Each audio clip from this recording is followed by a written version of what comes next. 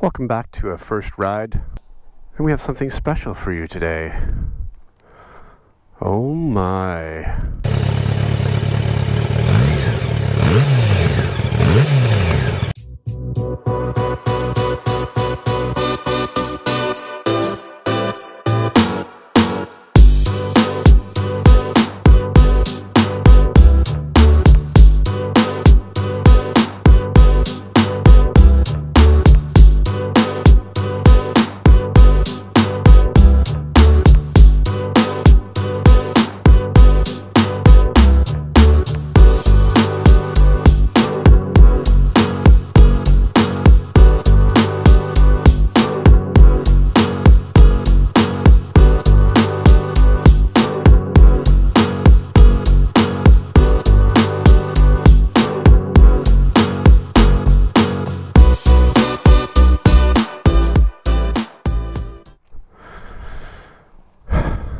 (2016) Triumph Speed Triple S, 1050 cc's, 135 horsepower, 84 foot-pounds of torque, I believe. It's about 25 more horsepower and about 20 more foot-pounds of torque over the FZ09. Can you feel it? Oh, I'll be sure to include you in that opinion very shortly. One thing I will say is that this bike exudes a great deal more sex appeal than the FZ09. It also exudes a great deal more dollars as well. This is a 2016 demo. It's got 500 kilometers on it, and it's listed at $13,000, whereas you can buy a brand new FZ09 for $10,000. So is it worth the extra $3,000 and 500 kilometers? It certainly looks the part.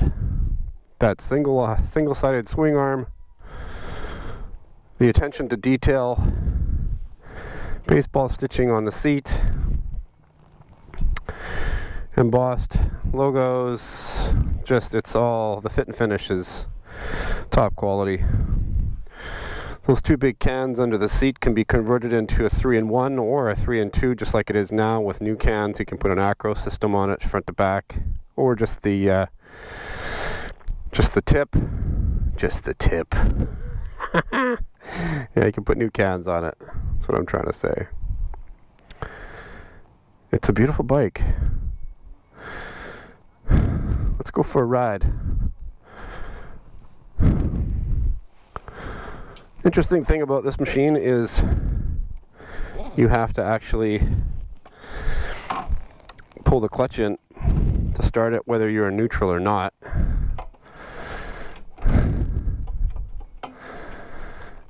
Which is really interesting.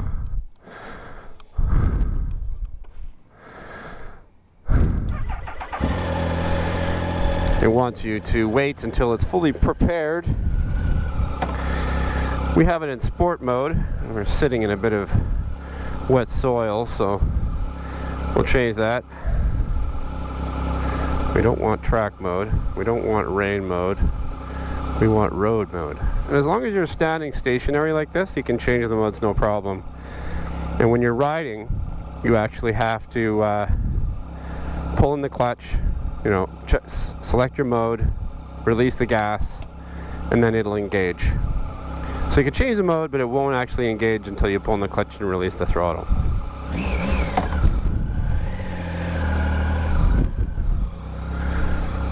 So the turning radius is probably about 50% of that of an FZ09.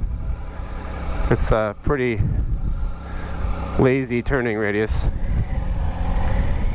The bike, oh yeah, wow. It goes from like no RPM right to the moon pretty much immediately. But it does so in such a finessed way. It's kind of a little, it takes you a little bit off guard.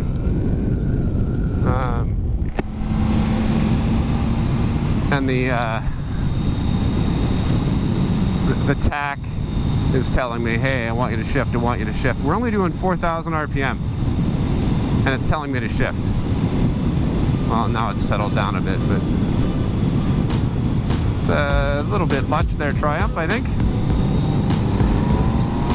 Is it as fun as the SZ09? Absolutely. My knees are a little bit more bent. I find that I'm sitting up on the bike a little bit more, and I'm pitched forward a little bit more. Try and get some of this dirt off my wheel before I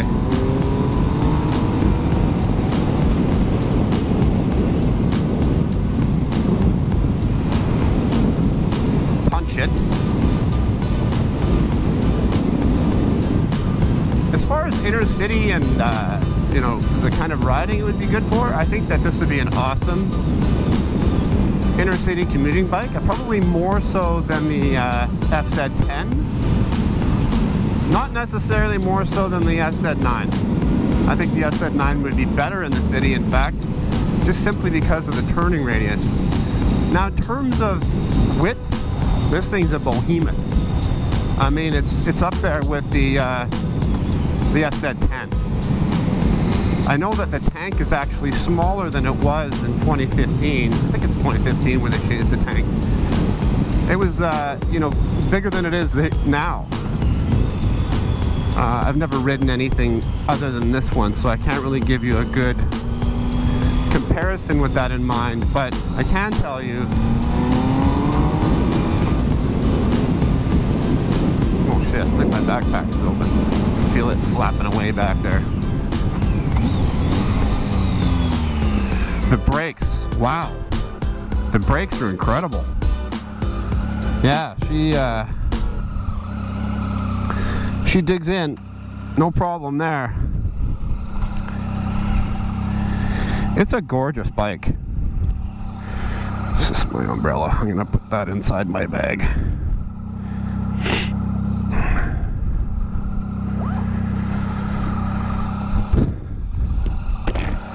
It's an absolute beauty. I mean, in terms, like I said, in terms of sex appeal over the SZ9 and the SZ10 for that matter, it's hands down winner in my mind. Some people don't like this bug-eyed kind of system they got going up front, but I think it's super sexy. I like it. Super sexy. Super sexy motorcycle. The gearbox, it gives you that assertive click when it's going in as opposed to the crunch that you sometimes get. No quick shifter on this bad boy. I think it's available for the 2017 version. I'm not entirely sure if it is available for this version. I'll put the details on screen here now if I can find them. Do I feel more comfortable riding this? I can tell you what, this feels shorter, oddly, because there's more going on up here than there was on the FZ9. But it feels shorter than the FZ9.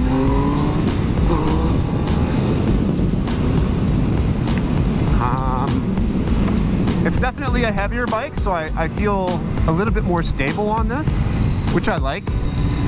As you guys know, I'm not tiny, so. Oh, these brakes just dig in. Yeah, good brakes.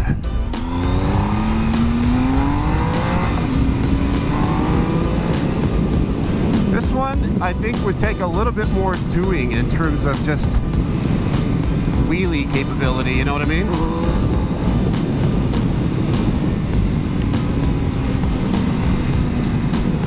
I'm not a huge wheelie guy anyway, but I think you'd have to work at it quite a bit more on this machine than you would on the FZ9, that thing just squats down and that front wheel just pops up like with no effort.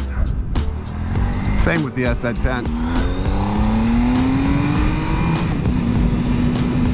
You feel that chunk, like it's not, yeah, it's like a, it's assertive, that feeling in the transmission. It doesn't feel like I'm hurting it. It just feels assertive. Like I said, the build quality on this is unbelievable. One thing I'm noticing right away is that it's definitely pitching me forward on the bars quite a bit more than the MT10 or the FZ9. The sound is way more throaty. Definitely has that European kind of build quality feel to it, much like the 2Ono. The distance from the top of the seat to the top of the foot pegs is a good inch or inch and a half less than that on the FZ09 even, and feel it. Do I mind it? Could I ride like this all the time? Well, I'm kind of picky that way. I think even the 2Ono had a better seating position than this. So, my balls are starting to feel the effects of this pitch forward. I think I'd probably have to get a Corbin or something for this bike if I ever decided to buy it. But it definitely turns more heads than the SZs, for sure. Maybe not the SZ10, but certainly the FZ9.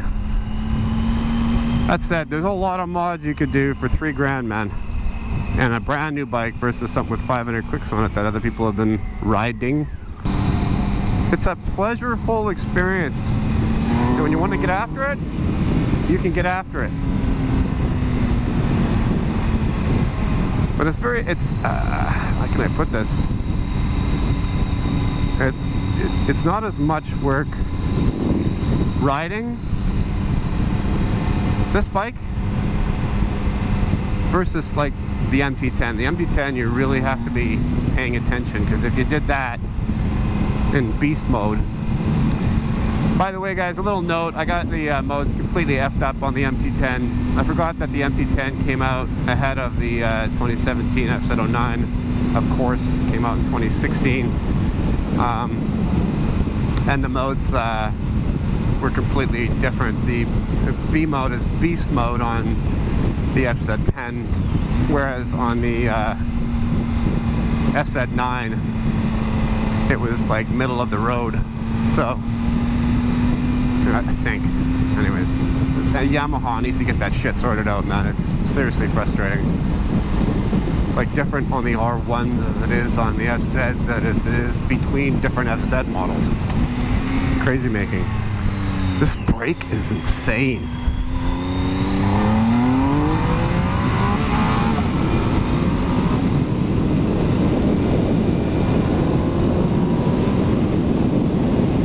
Oh yeah. A lot of fun. Lots and lots of fun. Let's see if I can get past this guy.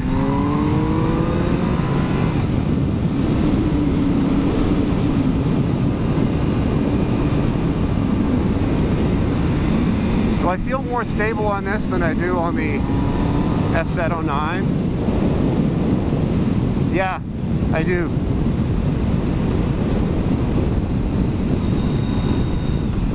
Is it worth $3,000 more? I don't think so. My balls too, right? Oh God. Jesus. Like, look at my legs. They're almost at a 45. It's definitely a lot more aggressive. That said, I mean, there's so many mods you could do to the SZ9. You could turn it into this, if that's what you wanted.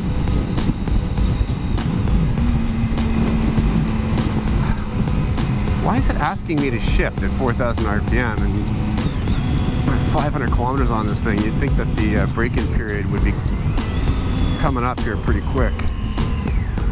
I don't know, man. What do you guys think? I like the display a lot. I actually like it better than the S709. I'd love to have a bit more real estate on the instrument cluster for the S709. Is that a cop? SUV cop? No. These mirrors aren't bad. I don't mind them. Usually these bar end mirrors are garbage, but these ones are pretty good. Yeah, first gear, no problem. I really do like it. The build quality, just the geometry is not working for me. There is an R model that has Öhlins and some carbon fiber and probably a few more things. Have another test ride coming up for you guys in a couple of days. Very excited about that one. I'll be sending out some Instagram on that, so make sure you guys, if you're interested in watching more of these videos, if you like what you see, please comment and subscribe. Helps me a lot. Throw down a like. And if you want to get notified when new videos come up, make sure you hit the bell. And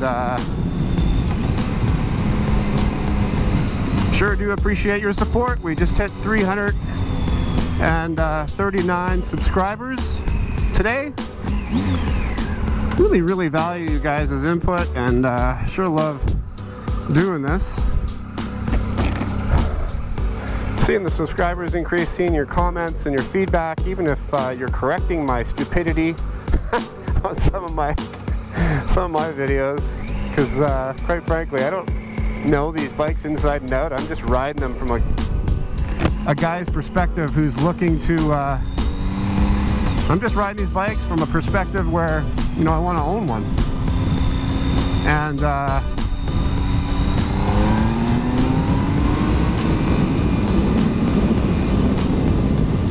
don't have all the answers. I'm not super technical. I figure you guys will be able to do your research online and get every single spec that you're looking for.